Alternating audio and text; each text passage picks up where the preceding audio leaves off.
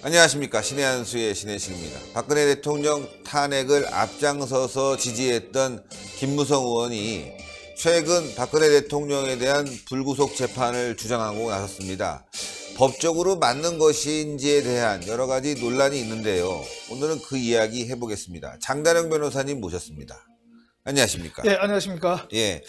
박근혜 대통령 당연히 불구속 재판을 해야 됐었는데 네. 시간이 많이 흘렀고 대법원의 판결이 나온 것도 있고요. 예. 예. 그리고 아직도 대법원에 이제 몇 가지가 남아 있지만 시간이 이제 얼마 안 남았죠. 네. 이 상황에서 이제 불구속 재판을 얘기하고 있습니다. 예.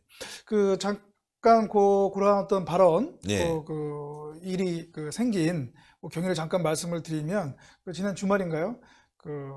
우리 권성동, 그다음에 김무성 의원, 그다음에 홍문종, 윤상현 의원, 어떻게 보면 이른바 친박, 비박의 리더라고 할 수가 있겠죠. 네. 이제 그분들하고 그다음에 보수 우파 언론계의 어떻게 보면 오피니언 리더라고 할 수 있는 우리 정규재, 그다음에 조갑재 선생님 분이 같이 회동을 했다고 하는데 그 자리에서 친박 비박 그런 계파 싸움 더 이상 하지 말고 화해하고 통합으로 나아가자, 이제 그런 합의를 했다고 하면서 김무성 의원이 얘기하기로는 박근혜 그리고 이명박 두 전직 대통령에 대한 지금 재판 중인데 그 재판 중 석방 시키자고 하는 어떤 국회 차원의 결의를 추진하자라고 하는 말이 이제 오갔다고 하더라고요. 예. 그래서 이제 그게 이제 언론을 통해서 지금 발표가 됐는데 많은 논란이 지금 일고 있는 게 사실입니다. 그래서 어떤 법적 문제점이 있고 또 어떠한 정치적 문제점이 있는지를 한번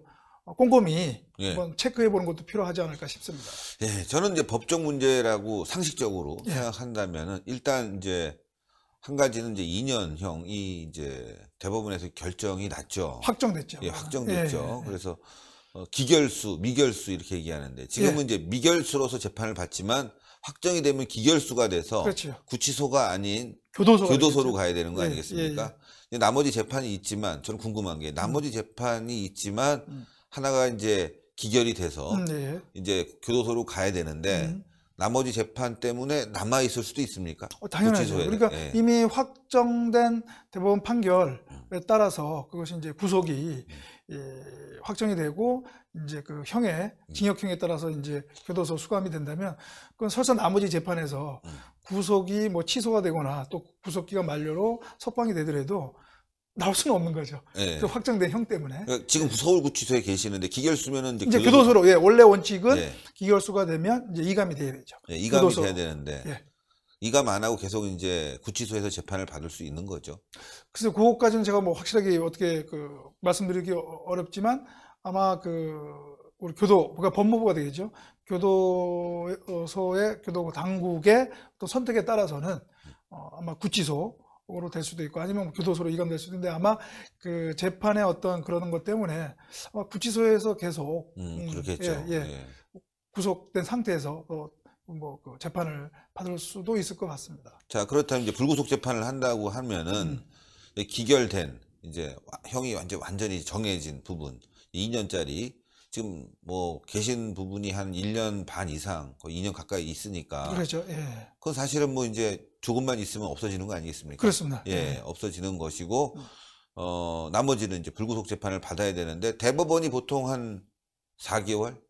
그래, 근데 그건 정확히 꼭 그것을 지켜야 되는 어떤 강제 규정은 아니고요. 그보다 또 지나서 또 판결이 선고될 수도 있는 거죠. 어떤 거는 몇 년씩 걸리기도 그렇죠. 하고, 일제 강제징용 피해자 같은 경우는 10년도 걸리기도 하고, 그렇죠. 이렇다 보니까, 아예 형집행 정지를 해놓고 조금 이제 치료를 받거나 이런 식으로 좀 풀어갔으면 좋겠는데 굉장히 건강이 안 좋으시다고 하니까. 근데 그거는 또 이제 현 정부의 어떤 또 결정에 또 달려 있겠죠. 그죠? 어쨌건 지금 이제 불구속 재판이라는 부분은 상당히 이제 법적으로 봤을 때는 좀 구멍이 많은 그런 부분이 아닌가 싶어서요. 한번 변호사님께서 그 부분을 말씀해 주시죠. 이게 제 형사 재판 중에 이것이 석방이 되는 경우는 구속 기간 만료 아니면 보석 네. 이 경우이거든요. 네. 형 뭐 집행정지는 그런 어떤 건강이라든가 상해 이유로 잠시 형을 집행정지하는 거고, 석방이 되는 거는 아까 제가 말씀드린 두 가지 경우거든요. 네. 구속기간 만료, 그다음에 보석. 그런데 그런 사유가 아닌 어떤 국회 결의로 석방을 시킬 수 있는 법적 근거가 없는 거예요. 없죠. 예, 그거는 제가 조금 이따 말씀드리겠지만 그것은 우리 헌법이 정한 기본 정신, 상권 분립에 어긋나는 거거든요. 네. 어긋나는 거고, 또 설사 그런 결의를 했다 하더라도 그 결의가 사법부, 법원에 강제력을 갖고 있는 건 아니거든요. 그냥 법원이 그걸 무시해도 상관은 없는 거예요. 예. 그렇죠. 그렇기 때문에 물론 뭐 그런 김무성 의원의 어떤 그런 발언, 그의 어떤 그 어떤 순수성을 인정한다 하더라도, 네. 좋은 의미라 하더라도 실제 법적으로 실현되는 것은 난망하다, 어렵다, 이렇게 얘기를 할 수가 있겠죠. 정치적인 하나의 선언이다 이렇게 생각할 수도 있겠네요. 그렇죠. 예. 예, 예. 자, 그런데 이런 정치적 선언 뭐 사실상 꼭 필요한 부분이 있겠죠. 물론 당연히 해야 되는데, 이렇게 이제 상권 분립 차원에서 여러 가지 문제가 있고, 또 현행 법상으로도 불구속 재판을 하더라도 사실 또 대법원에서 형을 확정지어 버리면 다시 또 들어가야 이제 구속이 되니까. 예, 그렇죠. 상당히 좀 웃기는 부분 아니겠습니까? 이런 맞습니다. 걸 주장한다는 게 그래서 제가 말씀드린 게 이게 어떻게 보면 즉흥적인 즉흥적인. 어떤 그런 그 발상에서 나온 것이 아닌가 좀 우려되고, 이 박근혜 또는 이명박 두 전직 대통령의 그런 재판의 어떤 구속 문제를 어떻게 보면 정치적 흥정의 대상으로 어떻게 보면 나락시킨 그런 꼴이 될 수도 있는 거죠. 그렇죠. 결국은 그러한 결의를 추진하기 위해서는 지금의 집권 여당 민주당과 뭐 협의가 되거나 합의가 되어야 되잖아요. 그렇죠. 그래서 뭐 대통령이 결정해야 되니까. 그렇죠. 예. 그런데 과연 민주당이 그거에 동의해 줄지는 거의 뭐 제가 보기에는 현재로서는 어렵고, 그렇다면 결국은 그냥 논란만 불체질하고 그리고 뭐 아무런 그 결과는 없는 그 우스운 꼴이 되고, 오히려 집권 여당과 지금 좌파 쪽에 비아냥을 들을 수 있는 그런 어떤 그 모양새가 될 수밖에 없다는 그러니까 거죠. 박근혜 대통령은 원치 않았는데 지금 투쟁하고 계신 거 아니겠습니까? 재판정에 나가지도 않으시고. 그렇죠. 어떻게 보면 그렇게. 근데 만약에 이거 그 박근혜 또는 이명박 두 전직 대통령의 뭐 거기에 대한 입장은 어떤지는 아직 밝혀지지 않았지만, 글쎄요. 그냥 아무튼 그냥 몇 명이 모여서 이거를 그냥 이렇게 얘기한다는 것도 좀 우습고, 그렇죠. 이거는 그렇게 몇 명이 모여서 그냥 즉흥적으로 얘기할 사안은 아니잖아요. 그렇죠. 예, 그런데 글쎄 그 김무성 의원이 어떤 의도에서 한 것인지는 잘 모르겠지만, 이것은 아까 말씀드렸던 그런 헌법적 가치, 헌법의 어떤 상권 분립 정신에 어긋나는 것을 즉흥적으로 어떤 정치적 흥정의 문제로 만들었다는 점에서는 어떻게 보면 좀 비난받을 소지도 있는 거죠. 네, 예. 비난받을 소지가 있다. 괜히 박근혜 대통령은 중간에 껴서 아무 그렇죠. 말도 안 했는데 참 조롱거리가 되는 그런 맞습니다. 상황을 만들었고, 예. 오히려 김무성 전 대표가 얘기할 것은 내가 탄핵에 너무 적극적으로 가담한 거 죄송하다, 잘못됐다, 내가 책임질 부분이 있으면 책임지겠다, 사과한다, 이게 더 깔끔하지 않겠습니까? 그리고 박근혜 대통령 명예회복을 위해서 내가 적극적으로 뛰겠다, 뭐 요 정도가 깔끔했을 텐데 그런 얘기는 다 빼고 말이죠. 박근혜 대통령 불구속 재판을 얘기해서 그 불구속 재판이라는 것도 이루어지기 어려운데 참 어떻게 보면 당대표에 나가려고 하는 것이 아닌가, 그래서 태극기 세력을 끌어안으려고 하는 것이 아닌가가 첫 번째고, 두 번째에 여러 가지 의혹이, 이명박 전 대통령 같은 경우는 이 불구속 재판이 이제 이루어지게 되면 그럼 2심, 3심 계속 이제 불구속 재판을 통해서 좀 더 강하게 싸울 수 있는 부분이 생기는 거 아니겠습니까? 예. 그렇겠죠. 예, 예. 그런데 아무튼 그러한 어떤 말씀하신 것처럼 그런 어떻게 보면 그거는 좀 중대한 문제일 수도 있고, 그런 건데 그걸 이제 즉흥적으로 이렇게 제가 보기에는 어떤 좀 여론 떠보기식인 것 같기도 하고. 여론 떠보기식. 예. 그다음에 어떻게 보면 이러한 지금 이제 뭐 원내대표 선거도 이제 얼마 남겨두지 않고 이제 당 대표를 뽑는 전당대회도 얼마 남지 이제 않았잖아요, 그렇죠? 그렇죠. 그런 상태에서 뭔가 좀 분위기 전환 차원에서 한 것으로 볼 수도 있고, 아무튼 만약에 정말 그러한 정치적 의도가 있다면 그 또한 좀 안 좋은 거죠, 사실은. 그렇죠. 왜냐하면 이거는 두 전직 대통령의 또 위신과도 관련되고 사법부 그 재판에 영향력을 끼칠 수 있는 사안인데, 그것을 정치적 의도를 계산을 해서 한 것이라면 그것 또한 또 비난받을 소지가 다분한 거죠. 네. 만약에 변호사님이 봤을 때 지금 뭐 사법부라든가 정치권에 요구해야 될 사안이 있다면 박근혜 대통령과 관련돼서 어떤 걸 요구하는 게 우리 뭐 자유진영에게 유리한지, 또 박근혜 대통령에게 도움이 될지 어떤 방법이 있을까요? 지금 제가 보기에는 일단은 뭐 거의 이제 박근혜 대통령 경우에는 뭐 거의 이제 그 사실심은 거의 다 이제 정리가 됐고, 이제 그 대부분 사건이 이제 상고심으로 계속 중이기 때문에, 사실 어떻게 보면 상고심은 이제 법률심이기 때문에 네. 그 사실상 그 우리 보수 우파 또는 뭐 박근혜 대통령 측이 요구하는 그 사항에는 한계가 있는 것도 사실이거든요. 네. 다만 뭐 요구하는 것은 결국 사법부에 대해서는 이것을 어떤 현 집권 세력의 눈치, 그리고 밖에 어떤 그 일부 그 좌익의 어떤 그런 선동, 그에 굴하지 말고 정말 객관적으로 그 법과 직업적 양심에 따라서 판단해 주십사, 그렇게 요구할 수밖에 없는 거죠. 뭐. 지금은 그럴 수뿐이 없는 거예요. 예. 만약에 예를 들어서 박근혜 대통령이 사면을 얘기하는 것도 지금 무죄를 주장하고 있기 때문에 좀 앞서 나가는 거고, 당장 현안 문제를 통해서 대법원이 신중하고 역사적 판단을 해달라고 읍소하고, 지금 잘못 이루어지고 있는 재판에 대해서 항의하고, 이걸 통해서 대법원에서 뒤집어지면 뭐 상당히 좋은 거 아니겠습니까? 상당히 아니라 그냥 이거야말로 대성공이죠. 네, 그렇죠. 파기환송하는 거. 예. 예. 그렇게 할 수 있게 힘을 모아야 되는데, 현재로서는 그게 또 안 됐을 때, 확정됐을 때는 뭐 할 수 없죠. 그 다음에는 이제 그럼 뭐 대통령의 이제 대통령이 특별 사면에 의해서만 특별 사면을 나오는 요구해야죠. 방법밖에 없는 예. 거예요. 뭐. 이렇게 예. 좀 합리적으로 가야 되는데 뜬금없는 불구속 재판, 예. 조금 말이죠. 예. 뭐 궁극적으로는 그런 방법은 있죠. 뭐 이제 2020년 총선 그리고 다음에 대선에서 우리 보수 우파가 그렇죠. 승리하는 승리하는 길이 길. 어떻게 보면 그나마 가장 또 어떻게 보면 또 그게 빠르고 또 확실한 방법이 될 수는 있는 거죠. 그렇죠? 그러려면은 예.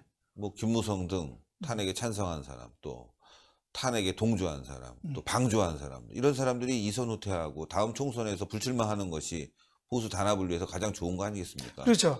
바로 이제 우리 신 대표님이 그런 정말 어떻게 보면 본질적인 그 요소를 말씀해 주셨는데, 그 아까 말씀드렸던 그러한 국회에서의 뭐 그 불구속 재판 결의 추진, 이거는 아까 명백히 이거는 그 우리 헌법의 네. 정신인 그 삼권 분립에 그거는 반하는 거거든요. 바란다, 일단. 우리가 지난 지지난 방송인가요? 우리가 그런 방송을 했잖아요. 그 일부 그 법관들의 그 법관 대표 회의에서 일부 법관들의 그 판사 탄핵 결의, 그거는 삼권 분립, 그렇죠. 왜 명백히 위반된다고 우리가 그렇게 비난을 했잖아요. 그렇죠. 그리고 또 정규재 선생님도 그러고 조갑재 선생님도 그분들의 방송에서 그렇게 정말 주장을 하고, 그래서 그 관련 판사들을 비난했단 말이죠. 예, 예. 그런데 그러한 상권 분립에 어긋나는 그러한 얘기들이 거기서 나왔으면 그 점을 좀 지적을 하고, 이것은 그러네. 아닌 것 같다, 좀 이렇게 필터링을 시켜주는 그런 역할을 해줬으면 좋았을 텐데 하는 아쉬움이 있는 것이 사실이거든요. 사실 저는 뭐 김무성, 그다음에 뭐 그런 분들 정치인이기 때문에 막 그런 거 얘기할 수도 있다고 봐요. 물론 저는 뭐 기본적으로 동의하지는 않지만, 그러면 좀 우리 이 어르신들이 그거를 좀 이렇게 순화시켜줘야 되는데, 이거 언론이 나오고 이것이 또 이제 만약에 쟁점화되면 반드시 집권 여당 그리고 좌파 쪽에서는 이거, 야 너희들 상권분립 이거 위반되게 왜 그런 발언을 하느냐, 오히려 역공을 펼 수가 있다는 거예요. 아마 그런 말씀 하셨을 텐데, 예, 언론이 받아쓰지 않았겠죠. 예. 그러면 다행이고요. 필요한 얘기만 언론이 했겠죠. 저는 뭐 그렇게 믿고 싶습니다. 예, 저는 뭐 그렇게 믿고 싶습니다. 네. 예. 그 다음 얘기하죠. 예, 알겠습니다. 괜히 또 이거 잘못했다가는 전 어르신들한테 또, 알겠습니다. 괜히 또 저한테 말이죠. 왜 그러냐고 또 이런 분들 계세요. 그러니까 그렇죠? 그분들의 순수한 마음을 우리가 인정해 줘야죠. 그렇죠. 네. 우리 그 어떻게 보면 지난 탄핵 그 과정에서 네. 그래도 두 어르신이 그래도 방송과 그런 걸 통해서 그럼요. 정말 그분들은 이제 순수하게 박근혜 네. 대통령을 위하러 갔겠죠. 네. 예, 예. 그렇게 믿어야죠. 그럼요. 예, 네. 예. 또 다음 우리 그 김무성 대표 발언의 문제점 또 하나 네. 말씀해 주시죠. 뭐 문제점이라기보다는 아까 말씀드렸던 일단 그런 탄핵의 당부가 아닌 현재 보수 우파의 분열에 대한 그러한 책임을 통감하는 그러한 뭔가 절차가 필요하고 최소한 거기에 책임이 있는 분들의 인적 쇄신은 필요하다는 거죠. 그래서 지금처럼 뭐 어떤 집단 여론에 의해서 물러나라 하는 것이 아니라 지금 뭐 비대위 물론 뭐 지금 논란이 있지만 그러나 지금 현재는 비대위 체제고 그다음에 조금 있으면 이제 원내대표 선거하고 또 있으면 이제 전당 대표가 있게 되는데 네. 그러한 절차 내에서 좀 더 정상적인 방법에 의해서 좀 인적 쇄신을 이루자라는 거죠. 자, 이제 그 박근혜 대통령과 관련된 여러 가지 논란들이 있습니다. 솔직히 말씀드리면. 그리고 또 박근혜 대통령에 대한 책임 부분, 이걸 또 우리가 어떻게 또 풀어나가야 될 건가, 이것도 한번 생각해 봐야 되거든요. 예. 그래서 이제는 아까 말씀드렸던 뭐 탄핵 찬성파 또는 뭐 탄핵 그때 반대했던 분들에게도 일정 부분 또 책임이 있다고 저는 봐요. 네. 왜냐하면 그분들이 좀 더 적극적으로 박근혜 대통령을 잘 보좌를 했다면, 보필을 했다면 또 그런 사태를 또 사태가 발생하지 않았을 것이고, 그런 점에서도 이제 그러한 소위 말하는 뭐 친박 비박에 대한 어떠한 그런 정리도 필요하지만, 아울러서 저는 그거와 함께 이번 기회에 과연 우리가 박근혜 대통령에 대한 어떤 맹목적인 그러한 탄핵 무효를 주장하는 또는 뭐 석방을 주장하는 무조건적으로 하는 것은 과연 옳은 것이냐, 그것도 한번 되짚어 볼 필요가 있다라고 생각합니다. 왜냐하면 사실 박근혜 대통령이 좀 더 그때 뭐 물론 뭐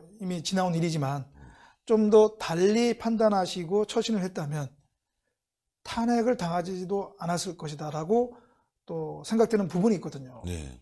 왜냐하면 사실 적극적으로 국회가 탄핵 소추하기 전에 우리 박근혜 대통령께서 적극적으로 우리 국회 쪽에 좀 여당 쪽에다가 예, 뭐 여당 쪽이기도 구명을 요청했어야죠. 예, 야당 쪽이도 뭐 야당 쪽도 마찬가지입니다. 좀 더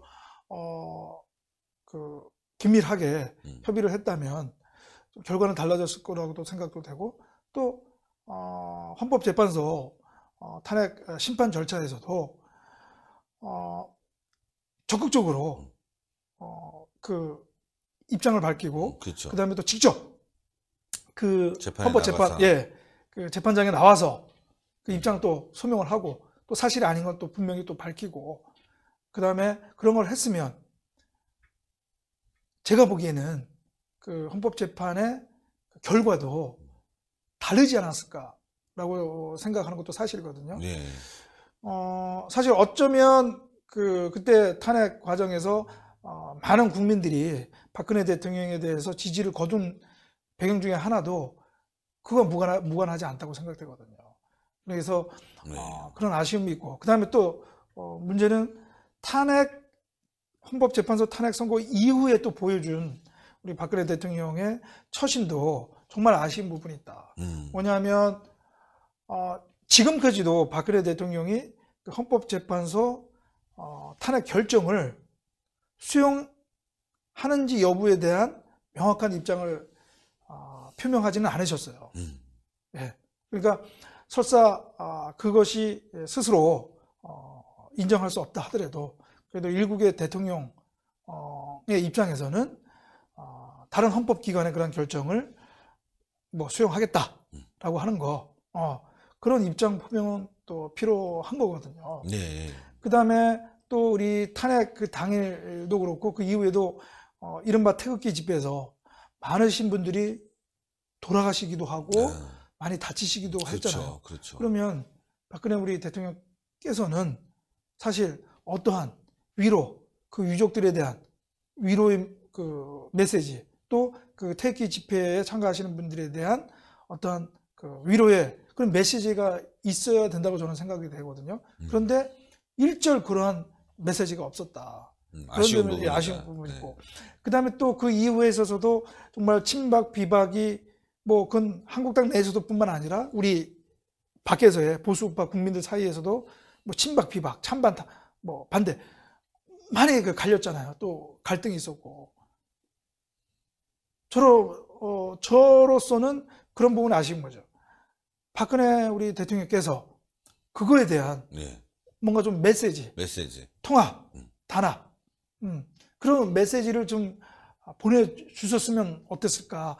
그러한 메시지가 없었기 때문에 지금 자유한국당도 그렇고 우리 밖에서의 보수파 국민들 사이에서도 지금 그런 어떤 분란, 갈등이 일고 있는 게 사실이잖아요. 진짜. 예. 박근혜 대통령께서 그런 메시지를 던져주신다면 저는 자유한국당 내뿐만 아니라 우리 밖에서의 보수파 국민들 사이의 단합에도 크게 긍정적으로 작용할 것이다라고 생각하고 있습니다. 그런 면에서도 박근혜 대통령께서 좀 더 좀 적극적인 그런 입장 표명이 필요하고, 그리고 또 지금 재판 중인데 박근혜 대통령께서 억울하신 점이 있으면 저는 떳떳하게 오히려 법원에 적극적으로 변론을 해서 다투고, 그리고 그 결과에 대해서는 또 깨끗하게 승복하는 것이 오히려 나중에 우리 보수 우파가 집권을 해서 다시 한번 탄핵 절차의 어떤 문제점을 되돌아볼 때 오히려 더 떳떳하게 문제를 제기할 수 있지 않을까, 그런 생각이 듭니다. 예, 여러 가지 좀 조심스러운 부분이라 말이죠. 말씀하기 좀 어렵지만 그래도 우리가 한번 짚어보는 차원에서 이제 말씀을 해주신 것 같아요. 그렇다고 해서 뭐 박근혜 대통령이 무조건 잘못됐다고 그건 아닙니다. 그런 부분이 좀 아쉽다라는 말씀을 해주신 거고, 또 김무성은 이런 어려운 박근혜 대통령을 또 이용해서 사실은 자신의 정치적 입지를 넓히려고 했다는 점, 우리가 이거에 대해서 비판을 해야 되지 않겠습니까? 여기에 또 몇몇 분들이 좀 이용당한 것 같아서 좀 아쉽긴 하지만 어쨌건 말이죠. 박근혜 대통령 빨리 이제 명예가 회복되고 또 다시 건강한 모습으로 우리들 앞에 나타나기를 바랍니다. 마지막으로 이제 한 말씀 드리면, 제가 뭐 여기서 특정 정당을 좀 거론해서 그렇지만, 소위 이제 지금 박근혜 대통령의 무죄 석방을 요구하는 우리 대한애국당 분들이 좀 매주 집회 열고 이제 고생하시는 건 알겠는데, 이제는, 그리고 또 이제 그런 것까지 하는 건 저는 뭐 상관없다고, 괜찮다고 하는데, 거기에 더 나아가서 이른바 뭐 탄핵에 찬성했던 그런 분들에 대한 또 과도한 비난, 그리고 뭐 그 한국당 내에서 나가라고 하는 그런 비난은 너무 지나치다라는 거. 왜냐하면 그렇게 탄핵이 잘못됐다고 주장하는 건 뭡니까? 그분들의 주장은 그 어떠한 정당한 그런 이유 없이 억울하게 박근혜 대통령을 탄핵으로 내쫓았다는 거잖아요. 그죠? 어떤 소위 말하는 촛불, 그런 국민의 그런 선동된 국민의 여론에 의해서. 그러면 똑같이 그런 잘못이 있다고 하더라도 탄핵의 빌미를 제공한 그 탄핵 창선파 국회의원들의 어떤 책임이 있다 하더라도 그걸 또 강제로 어떤 집단의 어떤 여론으로 강제로 또 출당시킬 수 있는 건 아니잖아요. 그렇죠? 그걸 요구하는 것 자체가 또 맞지 않는 거고. 그러니까 좀 더 우리 애국당 쪽에 계시는 분들은 좀 더 작용을 하시고, 뭐 그쪽 당의 일을 열심히 하시고 그 박근혜 대통령의 어떤 무죄 석방을 주장하시는 거는 충분히 제가 이해를 하나, 거기에 더 나아가서 남의 당에 대해서 왈가불가, 또 더 나아가서 그러한 요구를 하는 것은 지나치다. 그래서 조금만 더 좀 자정을 해주셨으면 좋겠다. 그렇죠. 그게 분열의 씨앗이고 분열을 촉진시키는 일이니까 그런 발언들은 좀 자제하고 또 자신들의 일만 열심히 하면 되죠. 사실은. 그렇죠. 마지막으로 정리 부탁드리겠습니다. 우리 보수 우파는 어떻게 보면 제가 생각하기에는 항상 어떤 언행을 하는 데 있어서 일관된 철학, 가치에 의해서 해야 된다고 생각되거든요. 그런데 자신의 어떤 입장, 정치적 입장에 따라서 그러한 가치, 원칙에 위반되게 왔다 갔다 하면 그것은 논리적으로도 그렇고 정치적으로도 정당하지 못하다. 그래서 우리 박근혜 대통령의 그런 그 재판상의 문제도 그런 어떤 정치적 어떤 목적하에 즉흥적으로 하지 말고 일관된 가치, 철학 하에 판단을 하는 것이 필요하다. 이런 말씀을 드리겠습니다. 아유, 오늘 너무너무 감사드립니다. 하여튼 지금 요즘 뭐 세상이 어지러워요. 예, 그래서 변호사님 같은 분들이 계셔서. 그러니까 그래도 세상이 어지러울수록 그러니까 원칙대로 그렇죠, 가야 원칙대로. 되거든요. 예. 그 원칙을 지켜주시는 예. 장다랑 변호사님 출연해 너무너무 감사드립니다. 또 뵙겠습니다. 네, 감사합니다. 예, 박근혜 대통령 파리를 김무성도 할 줄 몰랐습니다. 저렇게 파리를 하고 있는데 그러면 안 되죠. 예, 박근혜 대통령과 관련돼서 우리가 명예를 회복시켜 주는 것은 딱 하나입니다. 자유한국당이 총선에서 승리하고 대선에서 승리하는 길, 그뿐이 없습니다. 그러려면은 단합을 해야 되겠죠. 그러기 위해선 희생을 필요로 합니다. 누구? 탄핵에 찬성한 사람들이든 동조한 사람들이든 방관한 사람들이든 중진들은 다 책임지고 물러나야 되겠습니다. 자, 오늘 방송 여기까지 하고요. 또 다음 방송에서 뵙겠습니다. 대단히 감사합니다. 예, 감사합니다. 감사합니다. 네, 감사합니다. 네.